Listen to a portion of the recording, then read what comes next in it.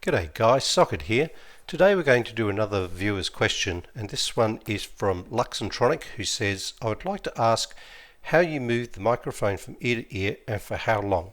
Thanks and keep it up. So Lux's question is about the technique that I use for doing the moving mic measurements. And all I can say is there's lots of different ways to do it, and the aim of all of these methods is to take an average of the sound pressure level around the listening position or your head. So when you're measuring the speakers or the frequency response from the speakers using your RTA in REW, then you will see the graph moving around, and after you've taken enough averages, the graph will stabilize and stop moving. And it's that point that you know you've taken enough samples from around the listening position to get a measurement. So one method is to use the USB mic and wave it sort of in circles around your left and right ear and go back and forth. Another one is to go from side to side about this speed. And another third one is to just wave it randomly around like this, around the head area. Not too fast because that will create wind noise, but they're the three common techniques. So regardless of which method that you choose, the aim is to get consistent results from day to day.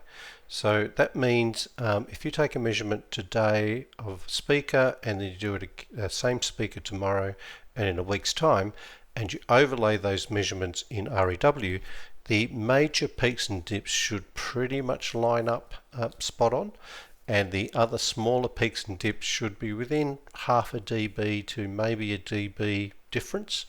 So if you're not getting that type of result, then your technique needs more work.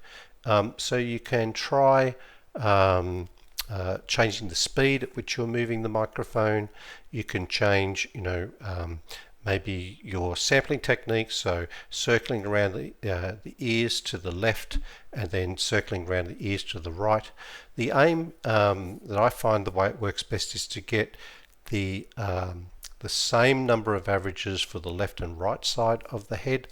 I like to use 105 because that allows me to get 50 measures from one side and 50 measures from the other, with a couple of measures for when I'm starting the mic and when I'm stopping it, that type of thing.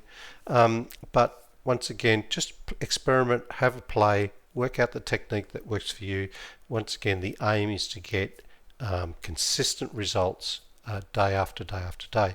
And once you've perfected your technique, then when you do your tuning that you're actually working on real data and not something that's false, which happens when your results are bouncing around all over the place when you haven't got your technique nailed down. So Lux, I hope that has helped answer your question.